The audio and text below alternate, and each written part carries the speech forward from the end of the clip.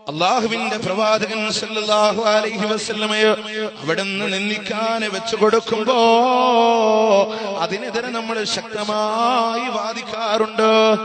കാരണം ഇതാ മഹാനായ പ്രവാചകൻ സല്ലല്ലാഹു അലൈഹി വസല്ലമയെ കുറിച്ച് ഇതാ ഇവരുടെ തന്നെ ടി.കെ. അബ്ദുള്ള മൗലവിയുടെ തഫ്സീറിലൂടെ എഴുതി വെക്കുകയാണ്. ഖുർആനിന്റെ 33-ാം അധ്യായം ഇതാ സൂറത്ത് അഹ്സാബിന്റെ 36-ാമത്തെ ആയത്താ. ആ ആയത്തുണ്ടല്ലോ, മാ കാന ലിമുഅ്മിനിൻ വലാ മുഅ്മിനത്തിൻ ഇദാ ഖദല്ലാഹു വറസൂലുഹു അംറാ അയ്യകൂന ലഹുൽ ഖിയറതു മിൻ അംരിഹിം വമൻ യഅസില്ലാഹ വറസൂലുഹു ഫഖദ് ളല്ല ളലാലൻ മുബീനാ എന്ന് വരുന്ന ഖുർആനിന്റെ ആയത്തുണ്ടല്ലോ. വമാ കാന ലിമുഅ്മിനിൻ വലാ മുഅ്മിനാ, ഒരു സത്യവിശ്വാസിക്കോ വിശ്വാസിനിക്കോ പാടുള്ളതല്ല. ഇദാ ഖദല്ലാഹു വറസൂലുഹു അംറാ, അല്ലാഹുവോ അവന്റെ റസൂലോ മതത്തിൽ ഒരു കാര്യം തീരുമാനിച്ചു കഴിഞ്ഞാലോ അയ്യകൂന ലഹുൽ ഖിയറതു മിൻ അംരിഹി, തങ്ങളുടേതായ കാര്യങ്ങളിലോട് സ്വാതന്ത്ര്യം പ്രവർത്തിക്കാനുള്ള അധികാരമില്ല. വമൻ യഅസില്ലാഹ വറസൂലുഹു, ആരെങ്കിലും അല്ലാഹുവിനോടും അവന്റെ റസൂലിനോടും ധിക്കാരം കാണിക്കുന്നവെങ്കിൽ ഫഖദ് ളല്ല ളലാലൻ മുബീനാ, അവൻ വ്യക്തമായ വഴികേടിൽ തന്നെയാണ് എന്ന് ഈ ആയത്തിന് എന്റെ പ്രിയമുള്ളവര് ഇതാ ഈ തഫ്സീറിലൂടെ ടി.കെ. അബ്ദുള്ള മുസ്ലിയാരുടെ തഫ്സീറുൽ ഖുർആൻ എന്ന് പറയുന്ന സമസ്തയുടെ മുൻ വിദ്യാഭ്യാസ ചെയർമാനായിരുന്നു അദ്ദേഹമെങ്കിലോ ഇതിനു വേണ്ടി ഇതാ സന്ദേശം എഴുതിയത് ആരാണെന്നറിയോ? PMS പൂക്കോയ തങ്ങളാ. എന്റെ പ്രിയമുള്ളവരെ, ഇത് സമസ്തയുടേതാണ്. ഇതിലൂടെ പറയുന്നത് എന്താണെന്നറിയോ?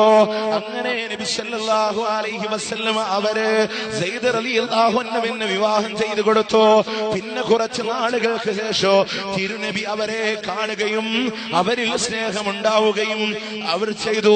സയ്യിദിന് അവരോട് വെറുപ്പമായി, തങ്ങൾ അവളെ പിരിക്കാൻ ഉദ്ദേശിക്കുന്നു എന്ന് നബിയോട് അദ്ദേഹം പറയുകയും ചെയ്തു എന്ന എന്റെ പ്രിയമുള്ളവർ, നബി സല്ലല്ലാഹു അലൈഹി വസല്ലമ വളർത്തുപുത്രനായ സയ്യിദ് റളിയല്ലാഹു അൻഹുവിനെ വിവാഹം കഴിച്ചു കൊടുക്കുകയും പിന്നീട് ആ സയ്യിദിന്റെ ഭാര്യ റസൂൽ കണ്ടപ്പോ അല്ലാഹുവിന്റെ റസൂലിന് മോഹമുണ്ടാവുകയോ അവരൊന്ന് ഡൈവോഴ്സ് ചെയ്ത് കിട്ടിയാൽ റസൂലുള്ളാഹിക്ക് വിവാഹം കഴിക്കാമായിരുന്നു എന്ന ആഗ്രഹം അല്ലാഹുവിന്റെ റസൂൽ മനസ്സിലോട് ഗോപ്യമാക്കി വെച്ചോ എന്ന് അഷ്റഫുൽ ഖൽഖായ റസൂലുള്ളാഹി സ്വല്ലല്ലാഹു അലൈഹി വസല്ലമയുടെ പേരിലോട് ഈ പച്ചക്കള്ളം നിങ്ങൾ എഴുതി വെച്ചപ്പോ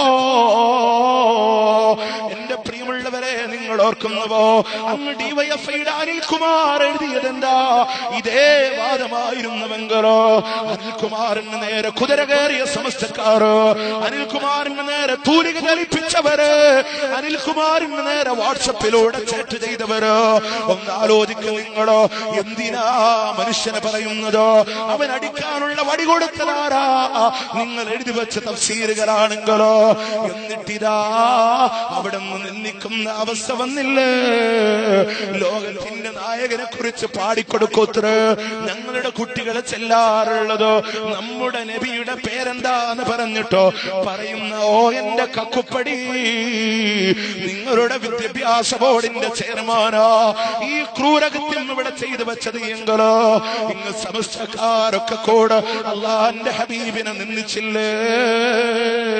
ഈ ഒരു വിഷയം മാത്രമല്ലല്ലോ എന്റെ പ്രിയമുള്ളവരെ, ഏകദേശം ഒരു കൊല്ലങ്ങൾക്ക് മുമ്പ് CPM-ന്റെ സംസ്ഥാന നേതാവായ ശ്രീ പിണറായി വിജയന്റെ വാക്കുകളിലോട് അല്ലാഹുവിന്റെ പ്രവാചകന്റെ അവശിഷ്ടങ്ങള് ബോഡി വേസ്റ്റ് എന്ന് പരിഹസിച്ചപ്പോ ആരാതിനുള്ള വഴിവെച്ചു കൊടുത്തതാരാ? അതിനുള്ള വഴിവെച്ചു കൊടുത്തതാരാ?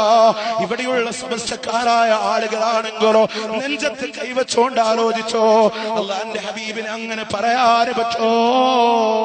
എന്റെ പ്രിയമുള്ളവര്, ഇവിടെ വായിക്കുന്നതിന് മുമ്പ് മനസ്സിലോ പലതവണ വായിച്ചു പോയി. അല്ലാ, ഇതിവിടെ വായിക്കണോ എന്ന് ആലോചിച്ചു പോയി. പോയതാണ്.